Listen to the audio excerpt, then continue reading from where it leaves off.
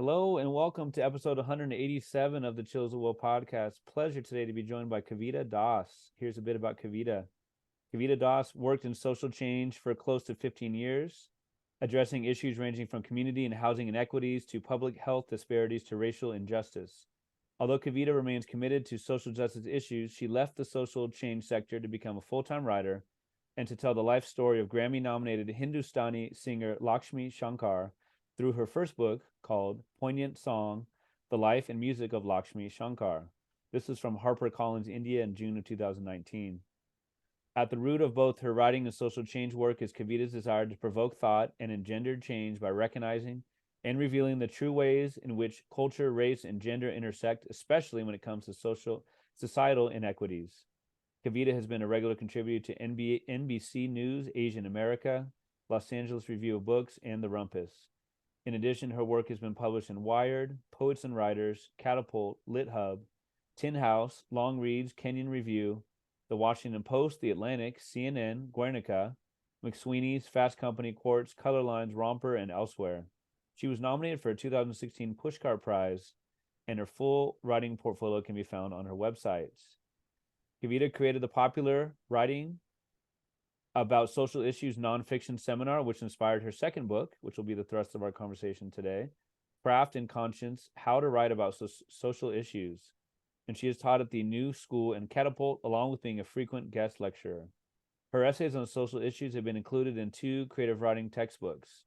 She received a BA in Urban Studies from Bryn Mawr College and an MBA in Marketing from University of North Carolina at Chapel Hill. A native New Yorker, Kavita and her husband, Om, try to keep up with their toddler, Daya, and Harper, their hound. How did I do on the bio? Great. Welcome. Thank you so much. Pleasure to talk to you. I was mentioning that the writing portfolio can be found at your website. Is that kavitadas.com? It's kavitadas.com. Okay, and that's spelled D-A-S and Kavita with a K. I'm usually bad about this, so let's get that out of the way first. Tell us about social media, contact, your info on social media, your contact info, how to get in touch with you, and Sure, also maybe any places you'd recommend to buy your book. Oh, sure. Social media. I'm on the Facebook. I'm on Twitter at Kavita Mix, and I'm on Instagram. Although you will get some baby and doggy photos there, in addition to writing stuff, and that's just my name, Kavita Das. And I think and then I have my website, Kavita Das, and that's where I post all my writing, my other writing outside of the books, and most of my work has been digital, so you can find a lot of it there. And it's also where I share news about upcoming classes. So I'm, as you mentioned, my class writing about social issues inspired the book. So I continue to teach in different venues, and I very much like to teach outside of academic settings, because as we'll talk about, I don't have an MFA. I don't come from a traditional writing background, so I love reaching people where they are. So usually the people I teach, they come from all kinds of backgrounds. They're working full time in other sectors and taking time out of their life to write about the issues that they care most about. And what did you say? Oh, in bookstores. Yeah. Oh, bookstores. Yeah. Indie bookstores. I love indie bookstores, but I'm also really happy to see the resurgence of Barnes and Noble. Anywhere. And I am someone who, if I don't find something in my indie bookstore, I ask them, and they're so wonderful. They order it for me, and so I love when folks do that, because I think it helps everybody then. Yeah. Well, thanks so much for such important work, in the just activism, progressive issues, and then writing about it. And I love how, like you talk about you meeting people where they are. You don't necessarily teach the pipeline, the model, the MFA, which is great for some, but and I bet your what is it, I was gonna say 401k, that's not the term. I bet your W-2s or whatever kind of a mess, right? Oh yeah. I don't even know. Writers like yourself say, get a good accountant or something, or be self-taught and really know what you're doing, because there's all kinds of things like that. So, this is a safe space. You were talking before we started recording, and you said you had a confession to make. I'd love to ask you about growing up and your relationship with language, with reading and writing, and if you want to share that deep, dark confession. Actually, those, there are many deep, dark confessions. Oh, no. So on language itself, you triggered me in a good way. I mean, it triggered me in the sense of made me think about language from the get-go as an issue. I actually had a speech issue, and I saw a speech pathologist for years. I, of course, was speaking and I was saying a whole lot, but people weren't understanding what I was saying because I couldn't articulate in the way that they understood. Because I was born with a cleft palate. And it was actually, sometimes you have a cleft lip and a cleft palate. I only had a cleft palate, so people couldn't even see that I had any issue. So that affected my speech for years. And I'm just thinking about this as you asked this question. I wonder to what extent, because language was, I had this developmental issue on language and, expressing, how that might have affected my feelings about reading. And I was saying that I know I feel always like a little guilty, like it's a deep, dark secret of mine as a writer, with 2 books out in the world, that, usually reading comes, being an avid reader comes before becoming an avid writer. And I wasn't a big reader as a child. I had a big imagination and I had lots of imaginary friends, but I wasn't as much into reading. It wasn't something that was hugely encouraged. And I think when I look at the books available to kids now in terms of the diversity of themes and diversity of characters, that wasn't so much what I experienced. So I feel like that was part of the issue.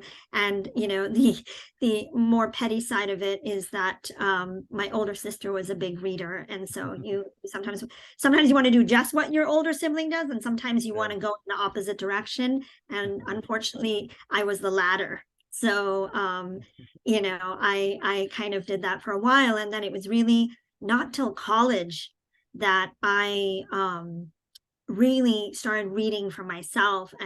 But once it happened, and I think the important thing is one of the reasons I was able to do that is because by that time, there was, I think we were this was in the early 90s, and we were seeing this kind of huge surge in multicultural literature, right? You had Kazuo Ishiguro, and you had Banana Yoshimoto, you had Isabel Allende, and then soon thereabouts, you had Jhumpa Lahiri, and and Arundhati Roy, and all of that. And so you had more and more.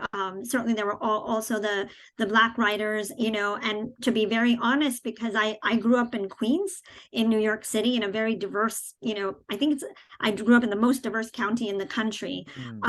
And then I moved to suburban New Jersey, and I was literally one of a handful of students of color, and so we didn't read Black literature. So I honestly wasn't even aware of, and I think of, I get so sad when I think of, I get joy when I think of like when the first moments I read Words by James Baldwin and how it felt like a voice from absolutely today, not from decades ago. So much of what he said is literally happening today and is so relevant.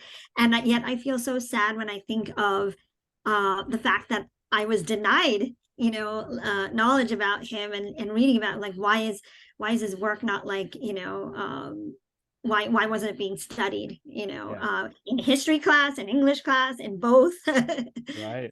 So I think once I understood that literature was not outside of me, separate from me, but was actually about was about me and figuring out life, I suddenly felt such a deep connection, and that's it. I was off to the races after that. Was it in the well, thank you for that. Was it in the personal narrative chapter? Well, the idea of what part of it was about, I think it was chapter 6, maybe chapter 5. But the personal narrative one, was that where you shared your story of the cleft palate? Because you definitely shared your story. I think I shared it in the last chapter. The last chapter. Okay. Because I shared in the last chapter because the book opens with the first chapter is about understanding your motivations for writing about social. So before we people often rush to doing the writing without kind of stepping back and saying, why am I writing? What seems like such an obvious question, but I felt like since the great George Orwell, probably one of the great social chroniclers ever, took the time to explain, why he writes. And I included that essay as like, the first, essay in the book, because I love that he's so honest. You think he's going to say this person who wrote 1984 and Animal Farm, you think he's going to say to, get rid of the fascists, to, to make people understand what's going on and wake them up, wake their senses. But actually he talks about the beauty of, first he talks about being petty and getting back at people who were awful to him, even parents, or grown-ups who were awful, to him as a child. And I chuckled when I read that. And I said, oh, good, that's a reason. Great. Yes. And then he talked about the next reason was like the beauty of the language, and the beauty of a sentence or a word, a singular or a turn of phrase. And I thought, oh, like he's allowing himself to enjoy the craft of writing, and then, motivation 3 and 4 was where he got into being a chronicler of what's going on, trying to push the needle on social issues. So I really appreciated that. So, the book opens with talking about the motivations for writing about social issues. And at the end of the book, the last chapter is about the implications. And usually when we talk about writing about social issues, it's a presumption that it's about, it's a positive, that we're trying to, we are achieving social change. But there's also negative implications of writing about social issues. So, and when I think it's particularly important when you're writing about yourself to consider before the work goes out into the world, what will be the implications of people knowing your business, of bearing your soul, bearing your life, bearing things that maybe, only a handful of people know. And, now more people will know. And I don't feel like this is something that is talked about in the writing workshop, in the writing, in the, in MFA programs and in education of, because there's so much of a drive for publication. But then, once you're published, you have to live with it being out in the world, and it kind of no longer belongs to you completely. And I'm amazed at how many writers are surprised by this. I understand it. I understand because I've experienced it. So for example, I can write about fraught issues because I worked in social change for, several years. So writing about it, I'm not saying it's easy and it doesn't give me some trepidations, but I'm just that's kind of the world that I came from. But writing about my own personal circumstances is much more challenging to me. I feel, I feel kind of very exposed, in that situation. So in that last chapter, I shared a piece that I wrote that was about my own health struggles as a child, being born with a cleft palate. And while some people might not think that that's a very deeply personal, revealing piece, for me, it was, because it really carried off into my adulthood and like my own challenges of realizing, how to navigate the health system, as an adult. Yeah, it was one of those that was so it was so specific to your situation, but obviously there are others who have gone through it. But it's the idea of reading as empathy, right? Or as close as you can get to empathy. I did not experience that, but No. But you just described it so well. And just it made me think of, didn't make me think of it, the way you wrote about it, talk about the implications of even like language, right? Where you talked about how the doctor may be well-meaning, but was like, hey, to your parents, like don't teach her any other languages, that's going to get her confused. Yes. You'll hear people say that anyway, even without any other extenuating, right? Yes. And that's the situation where he inserted himself in that, and who knows how much damage or how much things could have been different, right, if he hadn't said that. Exactly. And that was probably good medicine at that time, perhaps, that's me trying to have a compassionate, look that things have changed so much, in that time. But like one of the key things that I wanted to impart for including it in the book was, so often when I write something about a social issue that's kind of in a macro sense, I will have people, whether it's on social media or what have you, say if they agree with my viewpoint, they're like, yeah, that's right, I totally agree. And then there'll be the people who are in opposition and they're like, you're stupid, makes no sense, whatever. And so there'll be that kind of reaction to my work, which I'm more used to. And this was different. I received emails from people directly to me about having growing up with a cleft lip or cleft palate and their journeys, and how it was they loved seeing that reflected, because it's not something that they really see out there, or other personal health struggles, and it touched me in a different way. And so it helped really alleviate anxiety that I had about sharing these things. And I thought, oh, this is why you do it. You do this because you put a little light on this, and then in that candlelight you suddenly see other people who have been going through the same thing. I like that image of the candlelight. That's a good one. Yeah. So you were talking about like the language. Am I correct then that would it be Bengali and Tamil would have been spoken, or what would have been the language? Yes, exactly. You're right. Are there anything in those languages in particular that like you feel like lend yourself to your writing now, like maybe the cadence of the language, or some of the, I don't know, verb structures, Yeah. No, that's a really good question. I think that sometimes you go right into the work and without reflecting too much. I know that where I see it probably the most, so Bengalis are often they're like poets and artists. Rabindranath Tagore, who was a Nobel Prize winner,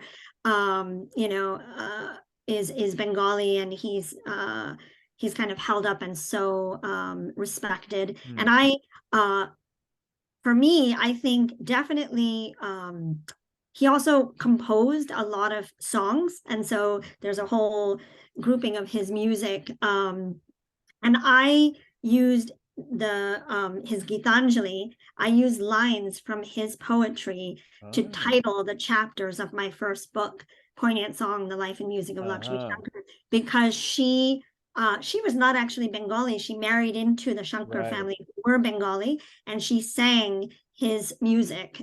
This is Tagore's music. So I thought, and so I sat down with his Gitanjali and looked for lines that spoke to moments in her life, and then kind of, so that was something where I think that there is definitely a poetry in the language, and in Tamil, I think about I don't know where it comes from, but titles for pieces and titles of chapters are something it's a starting point for me. It's not something I come to at the end. So when I'm writing something, I come up with a title, and that becomes the container and what I'm trying to fill. It's not something that I come to at the end, because as I'm writing, if I feel myself drifting or shifting away from that title, that's a sign.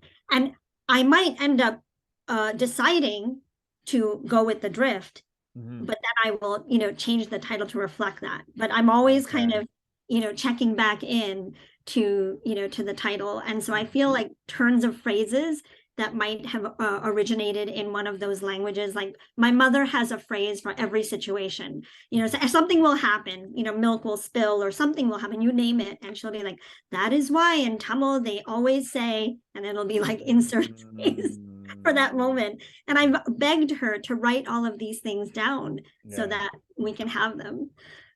Can you think of a particularly evocative one, like saying that maybe can't be translated literally, but so essentially there's one that I'm going to completely batter it, because as you noted, I understand Tamil and Bengali very well. I also understand Hindi, but I don't speak it because it wasn't encouraged by my early doctors and speech therapists. That it was a feeling that I would be confused by learning English and another language, even though, as we know, in Europe and so many other parts of the world, kids learn many languages at the time when they are sponges for everything. But there's an expression where somebody says to you, you look at the yellow sky and the black moon and the white tree, and by saying that, you realize that they don't know. Not only do they know, they don't know what black is or white is or yellow is, and they don't know what a tree is or moon is or the sky. So they reveal to you, that they actually know nothing by telling you. So I like that. Yeah, it's like you have to kind of look at who's telling you what is the point. Is like if somebody tells you something, it reveals what they know and don't know. And we're not going to name any names of people we know who might. No. I just never come to mind. No, not exactly. Exactly. I'd love to know about like the seeds for the project, and just also like why or how you decided to make it as an anthology. Sure, that's a great question. So the book really grew out of. So I say that I wrote the book that I wish I had after creating the class that I wish I had had. So the class, I should say, I worked in social change and social justice for 15 years, close to 15 years. And in the last few years, I was working in racial justice. And this was during Obama's second term. So, there was a feeling in this country that we were post-racial. We had elected a Black president, not once, but 2 times. And I was working in an organization heading up marketing and communications, trying to highlight that, that was just not the case, that there were still major issues, immigration issues. We were having the killings and murders of Trayvon Martin and, so many others. And that was happening, in that moment. And it was kind of so we were really trying to point to systemic issues, rather than, each of these incidents show how they are not just isolated, but related to systems, of whether it's police brutality or pointing to murders that were happening in the transgender community that were just underreported, looking at migrant children who are being put into the foster and adoption system, even though their parents were alive and in detention. So there were things that were just not being covered by the media, that we were trying to focus on. Voter suppression, voting rights, which we're now talking about, but we were really trying to highlight this as an issue, and it just wasn't, understood or seen, and now we understand how much work was being done while Obama was president, to curtail people's rights that we're now seeing, in action. So anyway, so that was what I was doing. And then I came to write my first book, which was a biography. And it was this, I'm a very logical, hyper logical person. So I was doing my work. I had wearing many hats, as many people do in when you're working in the nonprofit or social change sector. And but I also have always loved Lakshmi Shankar's music, as my taste evolved and I was in college doing grunge and it all evolved. Her music was like this kind of North Star that followed me. And I also loved her story. I mean, that she was this probably the most prominent Indian female in the movement that brought Indian music to the West in the late 60s. And I just, it was one of those things where I had always assumed that somehow her story would get out there. She was a Grammy nominated artist, and we're doing the work that I was doing on, racial justice issues writ large. I came to realize, on a quieter level, this is how racial injustice works, by erasing the stories of contributions,